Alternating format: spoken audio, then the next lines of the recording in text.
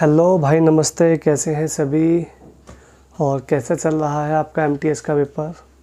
बढ़िया चल रहा है। चलिए, बहुत अच्छी बात है। आज मैं एमटीएस के लिए आपके लिए फिर से 20 क्वेश्चन लेके आया हूँ, जो 2 पेपर आपके 2 शिफ्ट में हुए हैं। कुछ उसमें से हैं, ठीक है, और कुछ मॉक टेस्ट के हैं। इनको करिएगा और बहुत अच्छा आपको रिज़ल्ट आगे एग्ज़ाम में मिलने के चांसेस रहेंगे। इनको सबको करके जाइएगा, बहुत अच्छा रहेगा। ठीक है मेरे भाई, चलते हैं आपके पहले क्वेश्चन की तरफ। और क्वेश्चन है कि एक पेंसिल का 1/8 भाग काला है, शेष पेंसिल का 1/2 वाइट है, शेष ब्लू है, और ब्लू जो भाग है उसकी लंबाई है 3.5 सेंटीमीटर। कुल पेंसिल की लंबाई उसको फाइंड करनी है। ठीक है भाई, देखिए ये है आपका, एक तो यहाँ पे ब्लैक, वाइट और ब्लू। तो यहाँ पे कुल पेंसिल की लंबाई जो है हम अपनी मर्ज़ी से लेट कर लेंगे। ठीक है, कैसे लेट करेंगे? कुल पेंसिल की लंबाई आपको 1/8, 1/2 और 8, 2 और 2 का एलसीएम आएगा 8। ठीक है, 8 सेंटीमीटर मान लो या 16 मान लो, कोई दिक्कत नहीं है। ठीक है, 16 सेंटीमीटर का 1/8 भाग ब्लैक है तो 2 सेंटीमीटर होगी ब्लैक पेंसिल। ठीक है भाई, इसके बाद बाकी बची 14 में से आधी वाइट है। आधी वाइट है तो बची कितनी? 7। भाई यहाँ से 14 बची ना, 14 का 1/2 यानी कि 7, और 7 का फिर से आधी पेंसिल, तो आधी कितनी बची यहाँ पे? 7। देखो 7 7 14, 14 और 2 16 सेंटीमीटर पूरी पेंसिल की लंबाई हो गई। ठीक है भाई, अब आपको जो ब्लू हिस्से की जो लंबाई दी है वो 3.5 दी है, 3.5 सेंटीमीटर दी है। अगर ये 3.5 है तो ये इसका हाफ है, तो सभी नंबर इसमें हाफ हो जाएंगे। तो 16 का हाफ हो जाएगा 8 सेंटीमीटर जो पेंसिल है वो पूरी यहाँ पे कुल पेंसिल की लंबाई 8 सेंटीमीटर आ जाएगी। ठीक है भाई, नेक्स्ट क्वेश्चन है आपके लिए। एक छात्र के हिंदी में प्राप्तांक का 1/3 उसके इंग्लिश में प्राप्तांकों के आधे से 30 अधिक है। यदि दोनों विषय में 480 मार्क्स मिले हो तो इंग्लिश में कितने मिले? देखिए इस क्वेश्चन को आप टैली भी कर सकते हैं। टैली कैसे करेंगे? देखो टोटल जो मार्क्स हैं वो 480 हैं। 480 2 हिस्सों में है, एक तो इंग्लिश और एक हिंदी। हिंदी का करना है आधा और इंग्लिश का करना है आधा और हिंदी का करना है 1/3, और दोनों का अंतर 30 अधिक आना चाहिए। ऑप्शन में आपके पास 86, 136, 156 और 160। अगर मैं यहाँ से ऑप्शन 0 वाला उठा लेता हूँ 160, तो इंग्लिश में 160 हो जाएंगे, तो हिंदी में आ जाएंगे 320। हाँ भाई, दोनों का जोड़ो 480 होना है ना, लेकिन इसका तो तीसरा हिस्सा निकलता ही नहीं है, यानी 160 इसका राइट आंसर नहीं है। उसके बाद अगर मान लो मैं 86 उठाता हूँ तो 86 ये 394 का फिर 1/3 नहीं होगा, ये भी गलत हो गया। 156 अगर मैं उठाता हूँ तो ये हो जाएगा 324, तो इसका हाफ हो गया 78 और इसका तीसरा हिस्सा हो गया 108। दोनों का डिफरेंस 30 ज़्यादा हो गया, यही इसका करेक्ट आंसर हो गया। ठीक है, ये है टैली मेथड। अगर आपको डायरेक्ट मेथड देखना है तो मैं आपको डायरेक्ट भी बता देता हूँ। डायरेक्ट कैसे होगा? देखो डायरेक्ट कैसे होता है। डायरेक्ट में आप क्या करोगे, एक विषय में 480 मार्क्स है, एक विषय में 480 हैं दोनों में टोटल, जिसमें हिंदी में इंग्लिश में आप कुछ मान लो, कुछ का करना है हाफ और हिंदी का करना है कितना? हिंदी में कितने बचे? आप कहोगे हिंदी में बचे 480 माइनस के, 480 माइनस के बाय 3, दोनों का डिफरेंस 30 होना चाहिए। ये आपका मामला है, ये आप डायरेक्ट मेथड से इसको सॉल्व कर सकते हैं। देखो एलसीएम आएगा यहाँ पे 6, तो ये आ जाएगा आपका 3K। ठीक है, ये हो जाएगा आपका 48 दूनी 96, 960, ये हो जाएगा माइनस का प्लस हो जाएगा 2K है भाई, 2 के बराबर में हो जाएगा।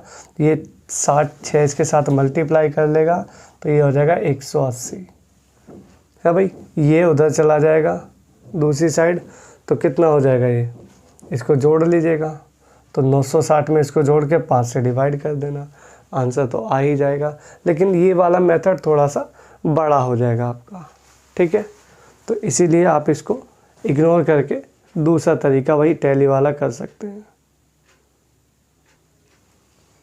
नेक्स्ट क्वेश्चन है 2400 रुपये को राम और श्याम में इस प्रकार बांटना है कि रमेश का 1/4 महेश का 1/6 बराबर है। रमेश का 1/4 महेश का 1/6 बराबर है। अगर ये दोनों पार्ट बराबर हैं तो रेशो यही रहेगा 4:6। काटेंगे तो ये आएगा 2:3। दोनों का जोड़ आपको दे रखा है 2400 रुपया। 2400 बांटने, इसका जोड़ 2400, मेरा जोड़ हो गया 5 है भाई। और तुम्हें क्या चाहिए, दोनों के भागों का डिफरेंस चाहिए। तो दोनों का जो डिफरेंस आ रहा है वो आ रहा है 1 यूनिट, तो 1 यूनिट की ही वैल्यू यहाँ से मिल जाएगी आपको 480। 480 ही इसका करेक्ट आंसर हो जाएगा, ठीक है भाई। नेक्स्ट क्वेश्चन है, एक महाविद्यालय में 1/3 लड़के और आधी लड़कियों ने शिविर योजना में भाग लिया है भाई। जो बॉयज़ गए हैं वो गए हैं 1/3 और गर्ल्स गई हैं हाफ। कह रहा टोटल जो स्टूडेंट गए हैं शिविर योजना में वो गए हैं 300, जिसमें 100 हैं बॉयज़। अगर 100 बॉयज़ हैं तो गर्ल्स गई होंगी 200 है भाई। गधे घोड़े तो पढ़ नहीं रहे ना, तो बॉयज़ और गर्ल्स हो गया। अब मेरे हिसाब से जो बॉयज़ गए हैं वो 1/3 की वैल्यू है 100। यहाँ आधे गई हैं, वहाँ 200 गई हैं, तो 200 हाफ की वैल्यू है 200। तो ये आ जाएगा 300 तो आ जाएंगे उस महाविद्यालय में बॉयज़ और 400 आ जाएंगे यहाँ पे गर्ल्स। टोटल जो स्टूडेंट हैं उसमें महाविद्यालय में 700 आपका करेक्ट आंसर आ जाएगा। ऑप्शन नंबर आपका सी करेक्ट हो जाएगा, ठीक है।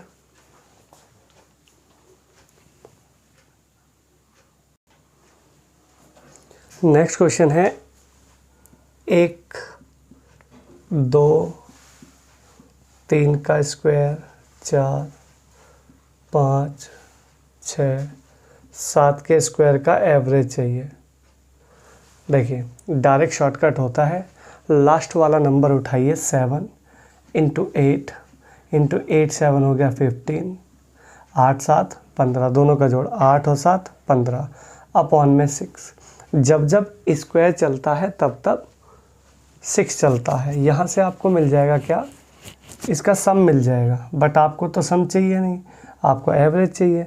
तो एवरेज को बाद में आप 7 से डिवाइड करोगे, बाद में करोगे तो अभी कर दो। ये 7 से 7 कैंसिल आउट हो जाएगा, 120/6 20 आपका एवरेज आंसर आ जाएगा। First class option number B आपका करेक्ट आंसर हो जाएगा, ठीक है भाई। नेक्स्ट क्वेश्चन है, एक परीक्षा में 10 विद्यार्थियों का औसत 60 है। 10 का औसत 60 है, योग हो गया 600। कह रहा है 1 के प्राप्तांक छोड़ दिए तो 9 हो गए, 9 का एवरेज 55 हो गया, एवरेज 55 हो गया तो योग हो गया 9 पंजे 45 495।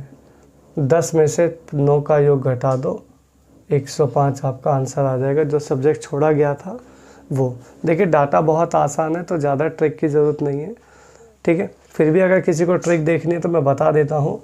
यह एवरेज में कितने की कमी है, 5 की कमी है, 5 की कमी है। और पहले स्टूडेंट कितने थे 10, तो 10 पंजे 50, 50 जोड़ दो 55 में, 55 + 50 105 आंसर आ जाएगा। ट्रिक से भी कर सकते हो, लेकिन जहाँ डाटा बहुत आसान है वहाँ ज़्यादा इतनी टेंशन की ज़रूरत नहीं है, बहुत इजीली सॉल्व आपको कर लोगे, ठीक है। सारा खेल डाटा का होता है। डाटा अगर आसान है तो सवाल आसान है, टफ़ है तो वही सवाल टफ़ हो जाता है, ठीक है भाई।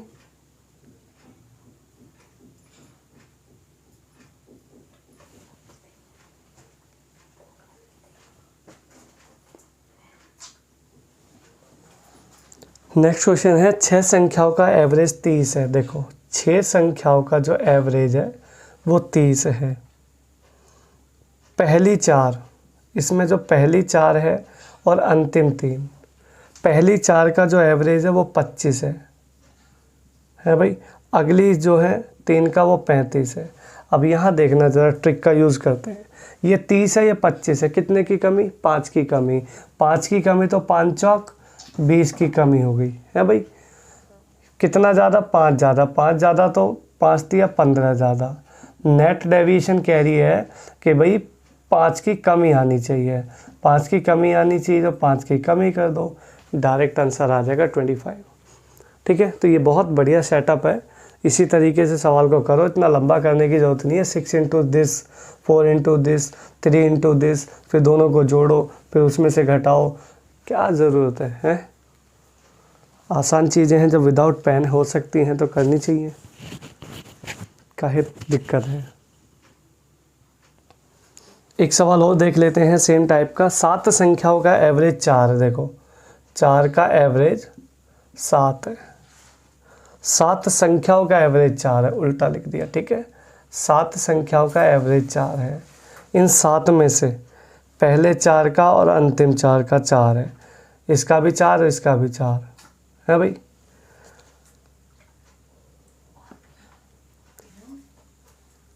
और 7 संख्याओं का, इन सभी का एवरेज 3 है भाई।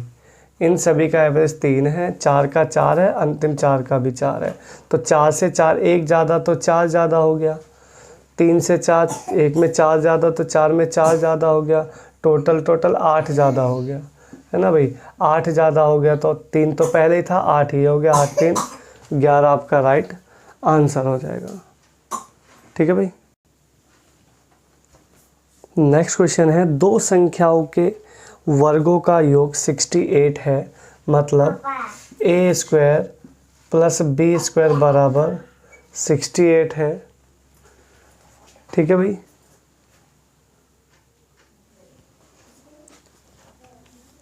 दोनों संख्याओं के अंतर का वर्ग, मतलब a माइनस b का जो स्क्वायर है वो आपको गिवन है 36, है ना भाई। और दोनों का प्रोडक्ट चाहिए, अर्थात ए बी की वैल्यू चाहिए। देखो बात तो बिल्कुल सिंपल सी है।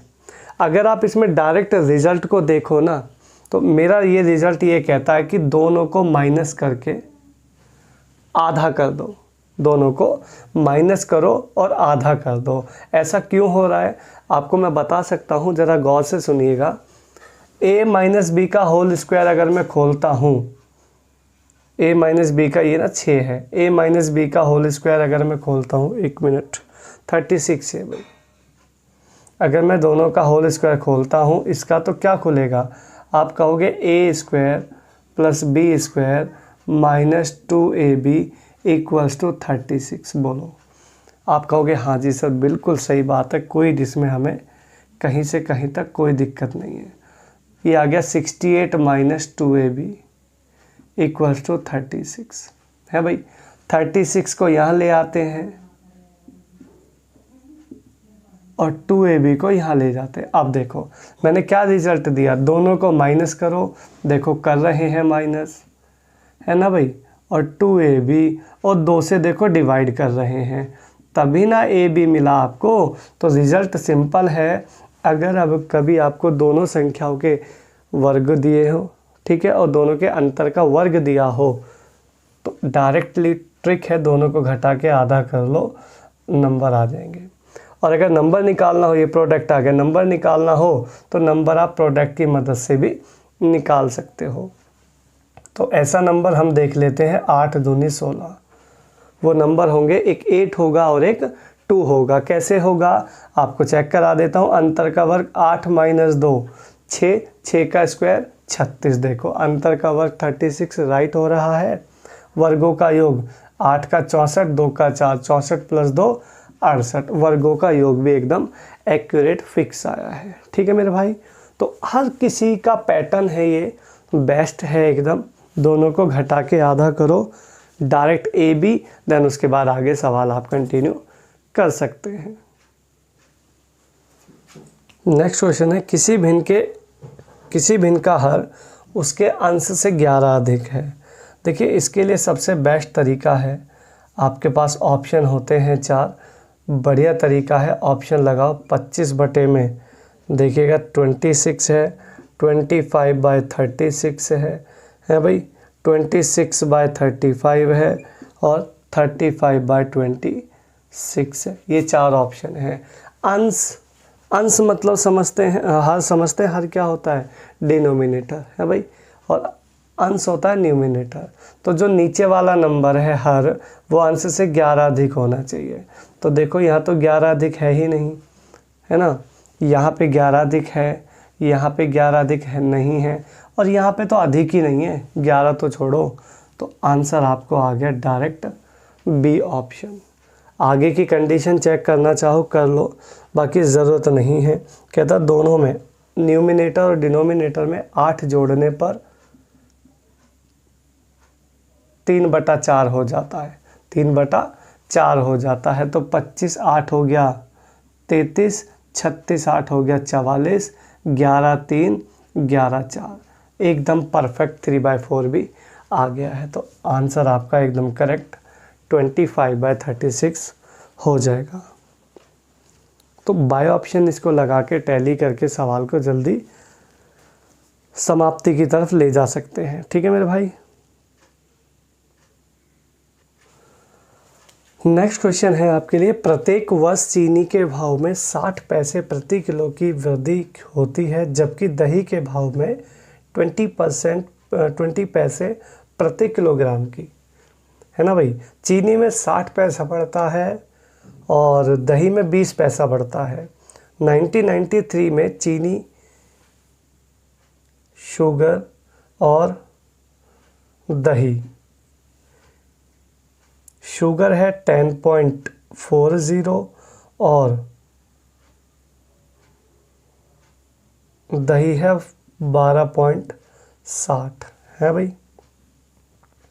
तो कह रहा किस वर्ष में चीनी का भाव दही से अधिक हो जाएगा, है ना भाई। तो चीनी कितनी बढ़ानी है, 60, चीनी बढ़ानी है 60 और दही बढ़ानी है 20 पैसे, ये मामला है। तो आप इसमें क्या काम करेंगे, एक बहुत सिंपल सा, देखो डेसिमल्स यहाँ लगे हैं, जब आप इसको कैलकुलेट करोगे ना, सबका डेसिमल कैंसिल आउट कर लो, क्योंकि ये भी 20 पैसे, ये 60 पैसे, तो डेसिमल सब कंप्लीट ख़त्म हो जाएंगे। सीधा सीधा डिफरेंस ले लो दोनों का, है भाई। इधर डिफरेंस आएगा 220 का, इधर डिफरेंस आएगा 40 का, इसको डिवाइड कर दो 0 से 0, ये लगभग जाएगा 4 पंजे 20, 5.5 मतलब 6 ही हो गया।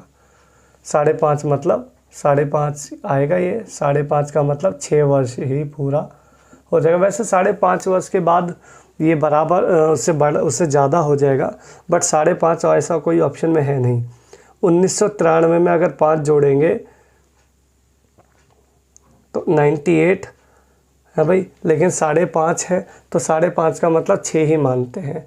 6 वर्ष इसमें जोड़ दो, 1993 प्लस में 6 अतः 1999 इसका करेक्ट आंसर आ जाएगा। इतने वर्ष 1999 में वो दही जो है, चीनी का भाव दही के भाव से अधिक हो जाएगा। ठीक है भाई।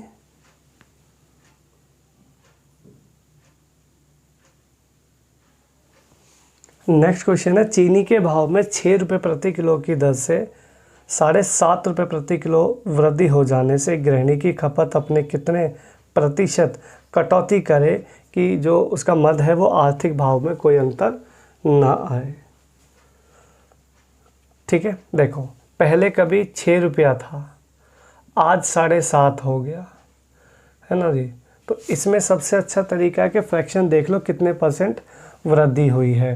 तो 1.5 रुपया बढ़ा है यहाँ पे, और 6 पर तो पॉइंट हटा के 0, आप देखोगे तो सीधा 1/4 की यहाँ पे वृद्धि हुई है। ठीक है, आटा दाल चीनी चावल की बात होती है तो कंपैरिजन होता है, कंपैरिजन में डिनोमिनेटर में जोड़ते हैं, डिनोमिनेटर में ही घटाते हैं। तो वृद्धि होगी तो 1/5 हो जाएगा, हाँ भाई, 1/4 का 1/5 हो जाएगा। 1/5 होता है मेरा 20% इसका राइट आंसर हो जाएगा। कंपैरिजन मेथड है, बढ़िया तरीका है।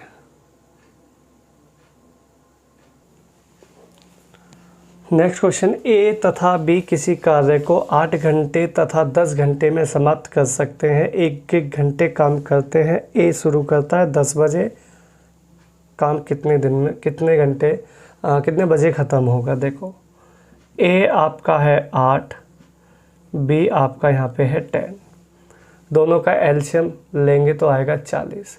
8 पंजे 10 चौक 40। अल्टरनेट डेज में काम हो रहा है। अल्टरनेट डेज का आपको मामला पता है, क्या करते हैं, 5 4 9, 9 से चलाओगे 9 चौक 36, यहाँ पे बचेगा 4, यहाँ कर देते हैं डबल, 8 घंटा। 8 घंटा तो सीधा सीधा है, यहाँ का मामला समझते हैं। उसने बोला काम को शुरू करता है ए 10 बजे, हाँ भाई 10 बजे शुरू कर रहा है। 10 बजे शुरू कर रहा है तो ए को मैं भेजूँगा यहाँ पे 5, लेकिन 5 भेज तो देंगे, लेकिन 5 तो काम ही नहीं है, तो यहाँ पे जो समय लगेगा वो 4/5 घंटा लगेगा, है भाई। तो यानी उसको जो समय लगने वाला है 4/5 घंटे का मतलब क्या होता है, 48 मिनट। नहीं समझ में आया, मल्टीप्लाई 60 लगाओ, 60 से काटो 12, 12 चौक 48, 48 मिनट, मतलब 8 घंटा 48 मिनट बाद ये काम ख़त्म होने वाला है भाई। शुरू कब किया था, ए ने 10 बजे शुरू किया था। 10 बजे कौन सा सुबह या शाम, सुबह 10 बजे, सुबह 10 बजे, 10 8 18, यानी सीधा सीधा 6:48 पे काम ख़त्म हो जाएगा ये वाला आपका। 6:48 ऑप्शन नंबर डी यहाँ पे करेक्ट हो जाएगा। ठीक है मेरे भाई, टाइम एंड वर्क का बढ़िया सवाल है, अल्टरनेट डेज वाला, टेंशन नहीं लेनी है, डायरेक्ट करना है। ठीक है जी। और अगर आपको क्वेश्चंस अच्छे लग रहे हैं, सेशन पसंद आ रहा है, तो चैनल को लाइक करें, शेयर करें और वीडियो को ज़्यादा से ज़्यादा शेयर करो। ठीक है, और चैनल को सब्सक्राइब करें। ठीक है मेरे भाई।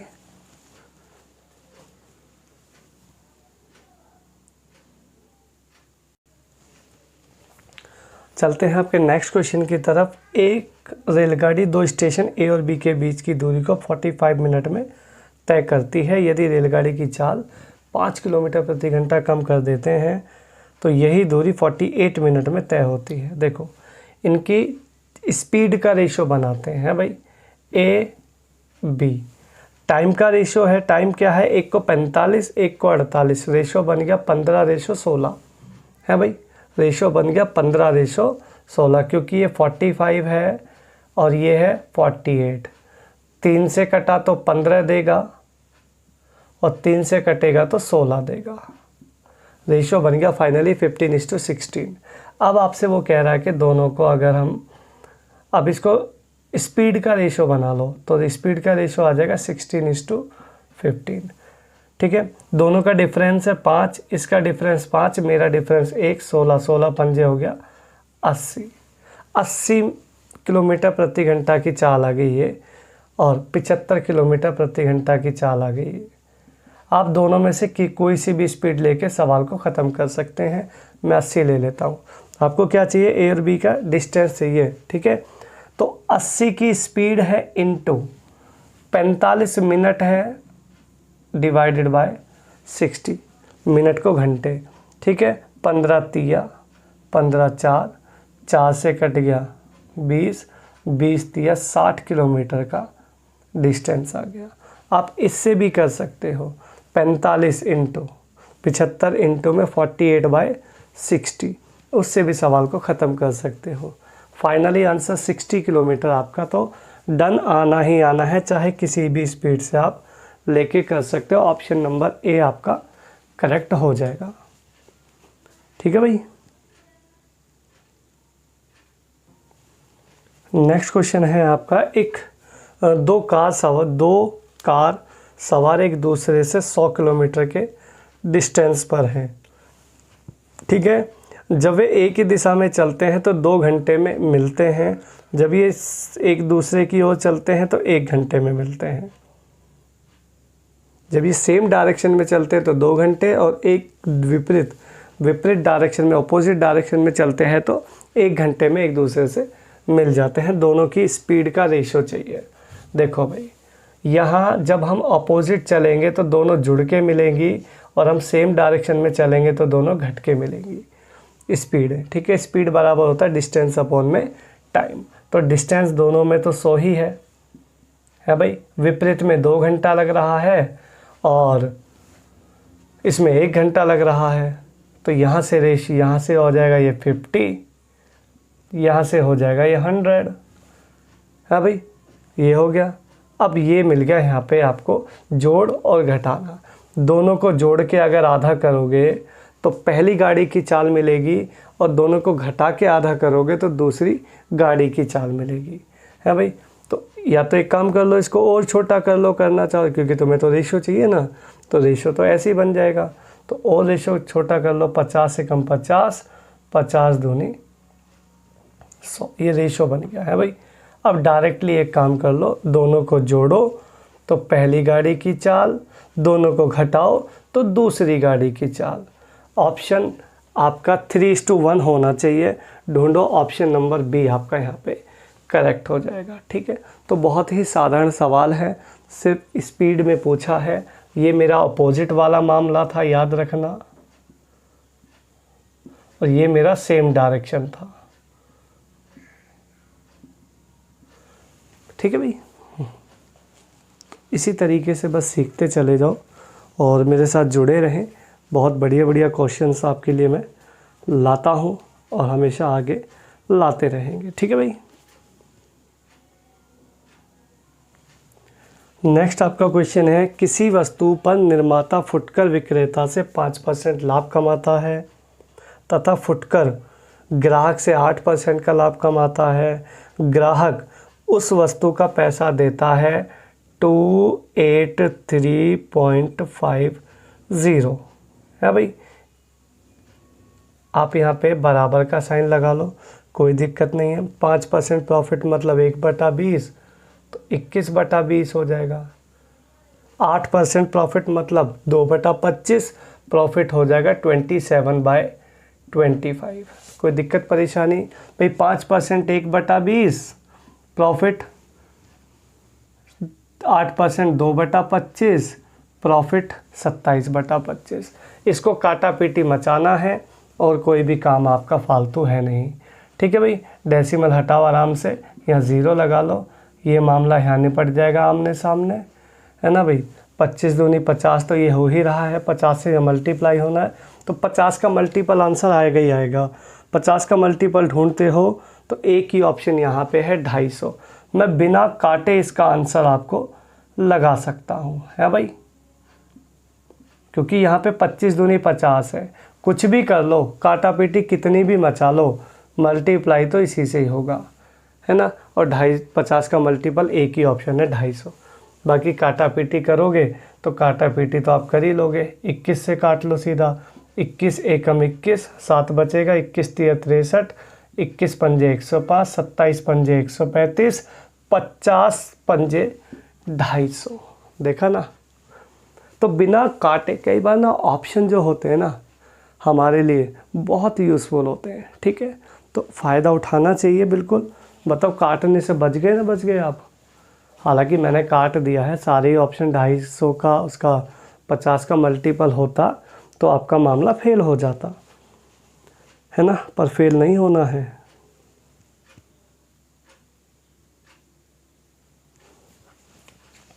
नेक्स्ट क्वेश्चन है, 2 वृत्तों ए और बी का क्षेत्रफल का योग तीसरे वृत्त सी के बराबर है भाई।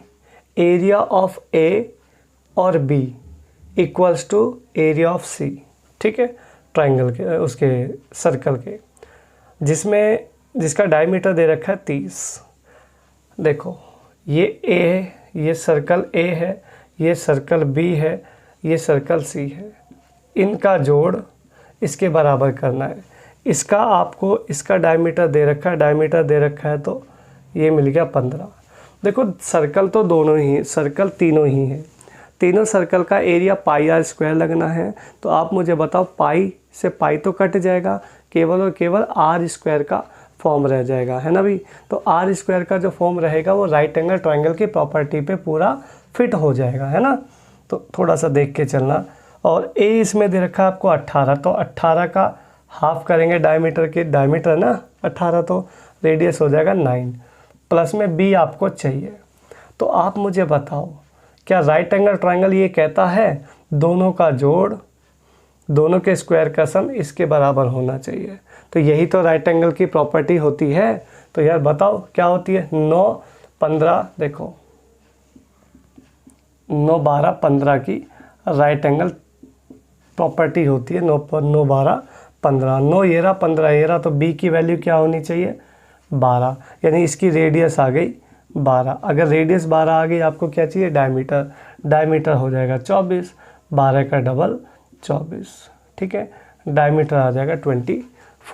तो बहुत ही सीधा साधा सवाल है, आपको ज़्यादा मेहनत करने की ज़रूरत नहीं है कि आप पाई स्क्वायर लगा रहे हैं, पूरा पूरा नहीं करना, थोड़ा टेक्निकली सोचो तो चीज़ें बहुत बेस्ट हैं, है ना भाई। नेक्स्ट क्वेश्चन है आपका, किसी वृत्तीय पहिया, कोई सर्कुलर एक पहिया है, उसकी रेडियस है 1.75। देखो मैंने आपको, देखो इस क्वेश्चन को करने के लिए ना आपको एक रेशो पे कमांड करनी पड़ेगी। रेशो है आर सी, ए का जो रेशो होता है, रेडियस 7 है, सरकमफेरेंस 44 होती है, एरिया 154 होता है। ये हर बच्चे को पता होना चाहिए, ठीक है। जब तक ये पता नहीं होगा सवाल को जल्दी सॉल्व नहीं किया जा सकता। अगला जो रेडियस दे रहा है वो 1.25 दे रहा है भाई। अगर रेडियस 1.25 दे रहा है तो ये इसका चौथा हिस्सा है, तो सरकमफेरेंस भी चौथा हिस्सा होगा, चौथा हिस्सा होगा इसका तो 11 हो जाएगा, और इसका होगा 16वां हिस्सा, ठीक है भाई। लेकिन जो पहिया जब चक्कर लगाता है ना, जब पहिया राउंड करता है तो हमेशा सरकमफेरेंस की बात करते हैं। तो सरकमफेरेंस यहाँ पे जो आएगी, एरिया की तो बात ही नहीं करनी है, सरकमफेरेंस की बात करनी है। यानी जिस पहिए की रेडियस 1.75 मीटर होगी, वो पहिया एक चक्कर में 11 मीटर के डिस्टेंस को कवर करेगा। क्वेश्चन वाला आपको ये बोल रहा है कि 11 किलोमीटर की दूरी को तय करने में, 11 किलोमीटर का मतलब होता है 11,000 मीटर को तय करने में 11 के हिसाब से कितने चक्कर लगेंगे। तो 11 से डिवाइड कर लो, आपको पता लग जाएगा कितने चक्करों की संख्या यहाँ पे आपकी आ जाएगी। तो 1000 चक्कर इसको लगाने पड़ेंगे इस डिस्टेंस को ट्रैवल करने में, 11 किलोमीटर को, ठीक है मेरे भाई। तो एरिया का बड़ा अच्छा सवाल है ये पहिए का, तो देख लेना इसको ध्यान से, बढ़िया क्वेश्चन है।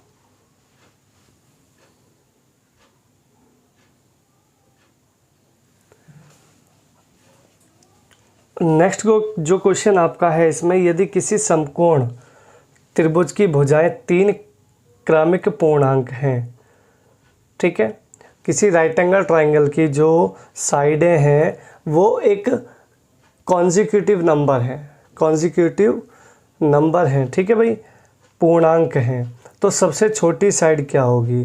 देखो राइट एंगल ट्रायंगल की एक बहुत अच्छी थ्योरम होती है जिसको बोलते हैं 3 4 5।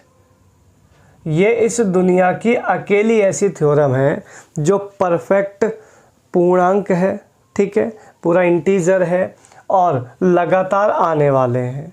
3 4 5 आपको चेक करना है, आप चेक कर सकते हो राइट एंगल ट्रायंगल में लगा के। ये 3 है, ये 4 है, 3 का स्क्वायर 9, 4 का स्क्वायर 16, 16 और 9 25, 25 पे अंडर रूट लिया तो 5, तो 3 4 5 एक अकेली ऐसी पाइथागोरस थ्योरम है जो ये इस तरीके से कैरी करती है, ठीक है। इसके अलावा कोई भी थ्योरम ऐसी नहीं है। तो बस आपको यही पूछा है, ऐसी कौन सी है जिसमें, ऐसा कौन सा ट्रायंगल है जिसकी भुजाएं कॉन्जिक्यूटिव नंबर हैं और लगातार आने वाले हैं, ठीक है भाई। तो ये सारी चीज़ें हैं। इसमें छोटी साइड पूछी है, छोटी साइड आपकी 3 यूनिट आंसर आ जाएगा फर्स्ट क्लास। 3 इकाई ऑप्शन नंबर ए करेक्ट हो जाएगा। ठीक है जी। तो ये बहुत ही मतलब डायरेक्टली याद करने वाला है, सिर्फ अकेली ऐसी थ्योरम है।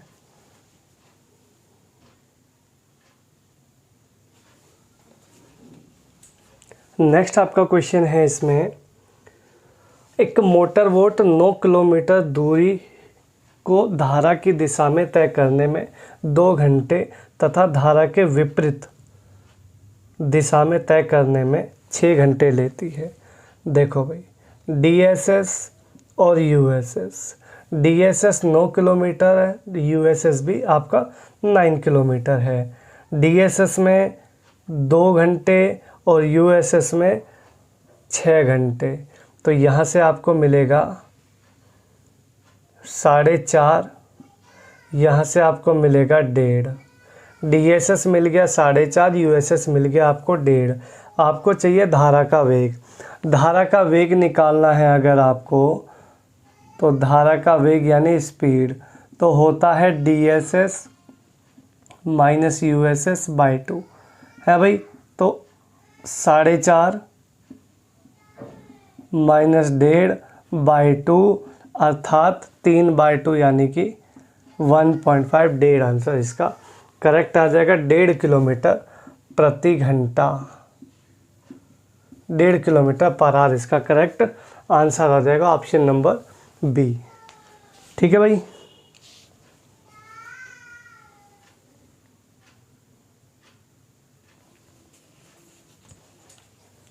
नेक्स्ट क्वेश्चन है, किसी रेक्टेंगुलर कोई मैदान है, उसकी L और B का रेशो, L और B का जो रेशो है वो 3:2 है भाई।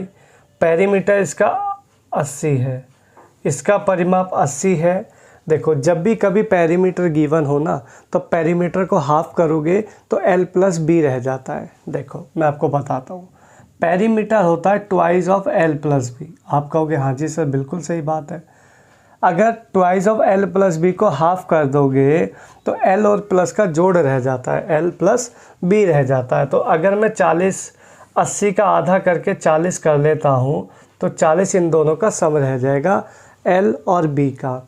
मेरे हिसाब से L B का सम है 5 यूनिट 40 तो 1 यूनिट 8, 1 यूनिट 8 तो 3 यूनिट 24 और 2 यूनिट 16। आंसर आ गया 24/16।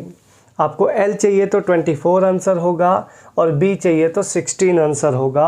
आपको कह रहा है B क्या होगा, ब्रेथ 16 मीटर कंफर्म आंसर आपका हो जाएगा।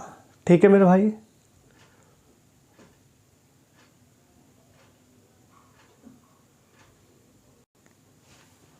नेक्स्ट आपका क्वेश्चन है, एक घन का डायगोनल आपको मिला है √12 और आपको वॉल्यूम चाहिए।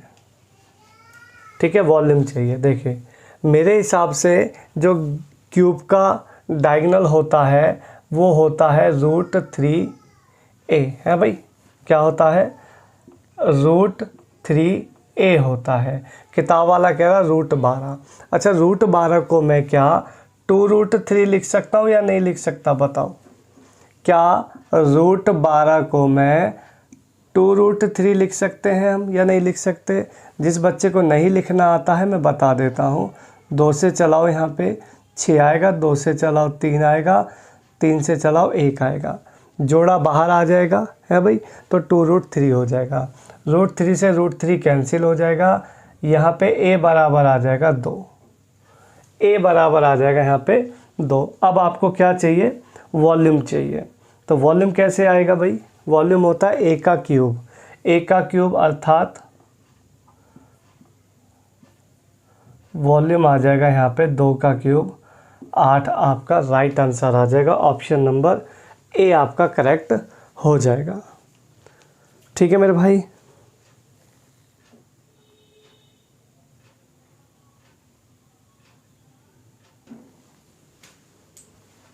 तो ये कुछ अल्टीमेट क्वेश्चन मैं आपके लिए लेके आया था एसएससी एमटीएस के लिए और हवलदार के लिए।